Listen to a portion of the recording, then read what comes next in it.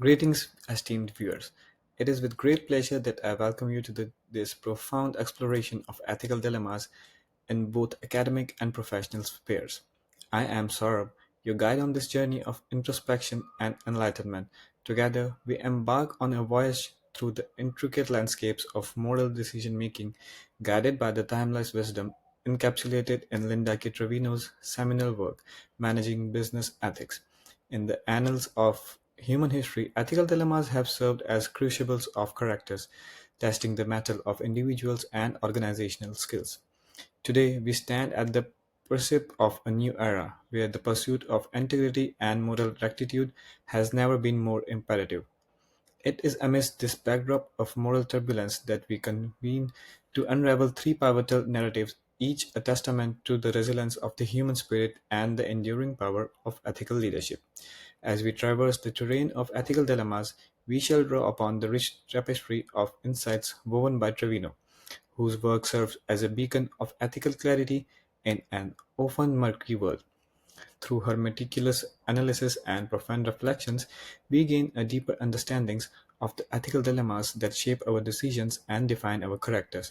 So, dear viewers, I invite to cast aside preconceptions and embark on a voyage of discovery, a journey that promises not only to illuminate the path ahead, but also to inspire positive changes in our communities and beyond. Together, let us navigate the complexities of ethical decision making with wisdom, compassion, and unwavering resolve. Dilemma 1: Academic integrity in group work. Circumstances: Imagine a bustling classroom, the air thick with anticipation as students collaborate on a group project. In the midst of this academic camaraderie, a disquieting revelation emerges. A team member has plagiarized a significant portion of their contribution. Suddenly, the sanctity of our academic pursuit is called into question. Academic integrity, the bedrock of scholarly discourse, stands imperiled, and the stakes could not be higher. What are the stakes and importance? At stakes were not only our grades but also the trust and credibility of our academic institution. According to me, it is not a good thing to, uh, you know, cheat and to plagiarize something. It's not good for your values, according to me, and not good for the values of your teacher, not good for the values of your organization. All the team members were really working hard on that project, but a single student decided to go on a little further and then plagiarize the whole content. According to me, uphold academic integrity was paramount, as plagiarism could have led to severe academic consequences for our entire group, including failing the project or facing disciplinary actions. What are the parties involved in this? So, the ensemble cast embroiled in this ethical quagmire spans from the culpable team member to our conscientious professor, each playing a distinct role in the unfolding drama. Beyond the immediate repercussions lie the integrity of our academic institution and the broader principles of honesty and trustworthiness.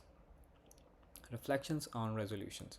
So, navigating this moral labyrinth demanded a delicate balance of empathy and assertiveness, confronting the team member privately.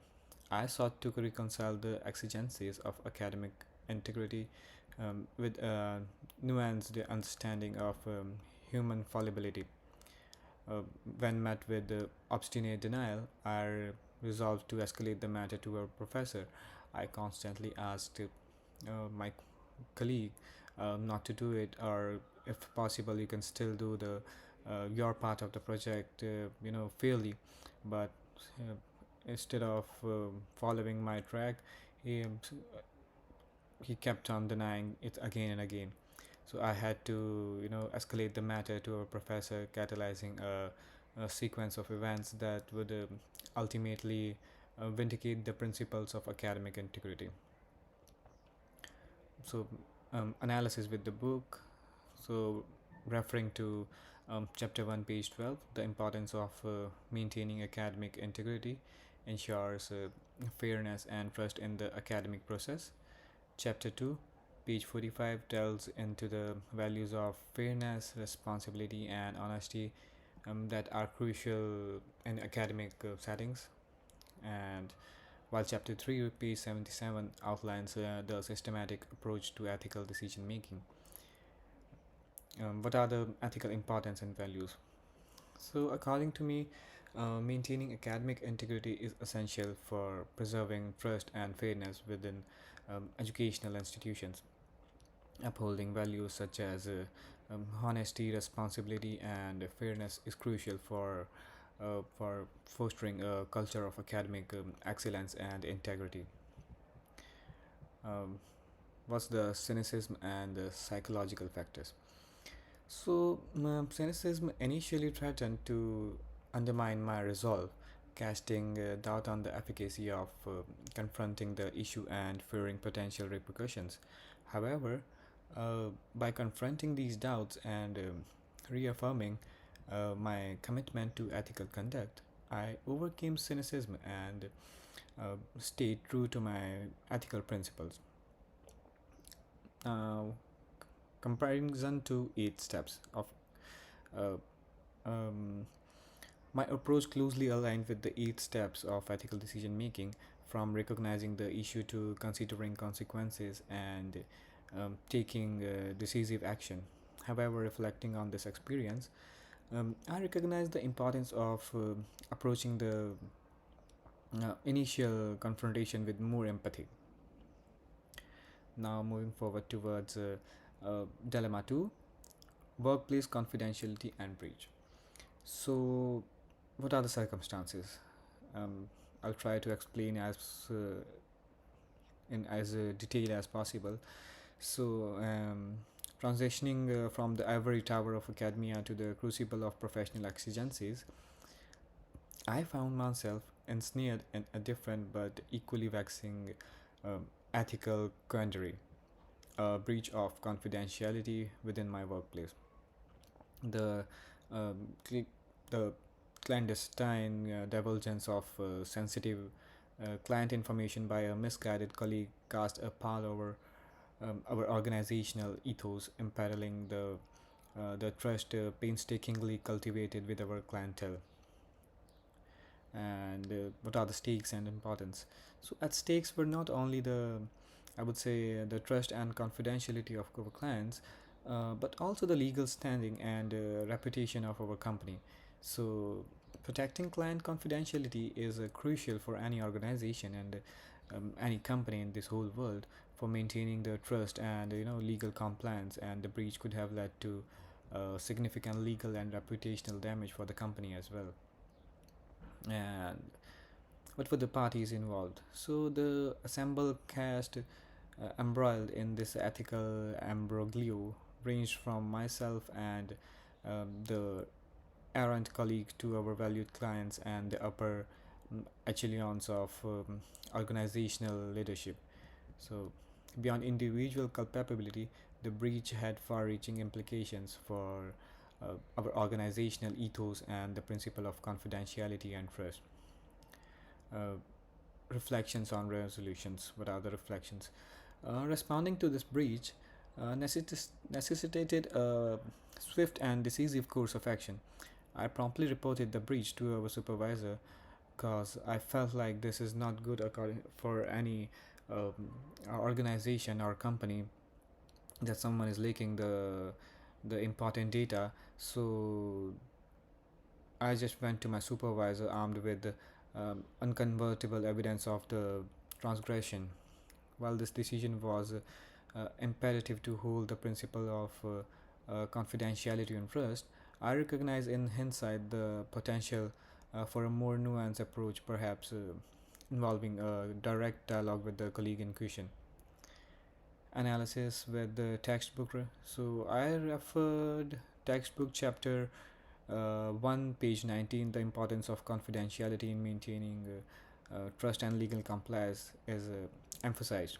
And chapter 2, page 51, highlights the values of trust, loyalty, and responsibility, which are paramount in professional relationships. While chapter 3, page 82, provides a systematic approach to ethical decision making. What are the ethical importance and values? I think, according to me, upholding confidentiality is essential for maintaining trust and legal compliance with any organization. So, loyalty to the company and fear of potential retaliation influence my decision making process, because I haven't done anything wrong, and anyone else shouldn't be doing anything wrong in in the company, because it can have really bad impact on everyone. So underscoring the importance of upholding values such as trust, loyalty, and psychological and I'm sorry and responsibility. So I felt like these are all the points. And cynicism and psychological factors, what are those? So cynicism initially threatened to undermine my resolve, casting doubt on the efficacy of raising the issue and fearing potential repercussions. However, by confronting these doubts and reaffirming my commitment to ethical conduct, I overcame cynicism and stayed true to my ethical principles. Now we're gonna compare it to the 8 steps. So my approach closely aligned with the 8 steps of ethical decision making, from recognizing the issue to considering consequences and taking decisive actions. However, reflecting on this experience, I recognize the importance of approaching the initial confrontation with more empathy. Now, moving forward towards the dilemma 3, favoritism and performance. I'm sorry. So, what were the circumstances? So, within the dynamic, milieu of organizational dynamics, I encountered a dilemma that struck at the core of fairness and objectivity in performance evaluations. The realization that certain employees were receiving preferential treatment based on personal affiliations, I would say, rather than meritocracy, undermined the very principles of fairness and transparency upon which our evaluative processes should be based. So there were few people who were, you know, related with the team leaders, and someone was related to the managers as well. So all the team members can easily look like they were the favorites of the team leaders and managers as well. So it wasn't good for the environment, because they were getting benefits without doing enough work, and all the other employees were really working hard. What doesn't matter uh, what they were doing, but they were really working hard at that time. And without working anything, the other employees who were personally related to the managers were having fun, I would say. So this is not good as a whole team, because on stake was not only the moral and motivation for our team, but also the integrity of our organizational culture. Ensuring fair evaluations and promotions is really vital for maintaining employees' morale, trust, and I would say organizational fairness. Because if they think like we are really working hard and we are not getting enough, backing up, or we are not getting enough good treatment, then there's no point to work really hard. On the other hand, the employees who were really close to the managers and the team leaders were not working really hard and still was getting backed up by them, and so it's not good according to me. And it's not fair for everyone, because everyone is on the same level, everyone is your employee, and you should treat all of them equally. This is the really good definition of a superb company. What are the parties involved in this? So the ensemble cast embroiled in this ethical drama included myself, the evaluating managers, and the colleagues subjected to biased evaluations. Beyond individual grievances lay the broader principles of fairness and equity within our organizational ecosystem. So, reflections on resolution. In addressing this ethical lapse, I raised my concerns with the evaluating managers. I went to the managers and talked straight to them, and whatever it was really in my mind at that time, whatever I really wanted to say at that time. um, um, because it's not fair for for the workers who are working really hard for them. So I went to the manager and talked with them, emphasizing the importance of fairness and objectivity in evaluations. While some remedial measures were implemented, the persistence of favoritism underscored the need for a more uh, systematic approach to rectifying this issue. And references and analysis with textbooks. So I referred chapter 1, page 25, the importance of fairness in fostering trust and motivation with the organization is emphasized. Then chapter 2 elaborates, page 60 elaborates on the values of fairness, equity and transparency, while chapter 3, page 90 provides a systematic approach to ethical decision making. Let's move on to conclusion now.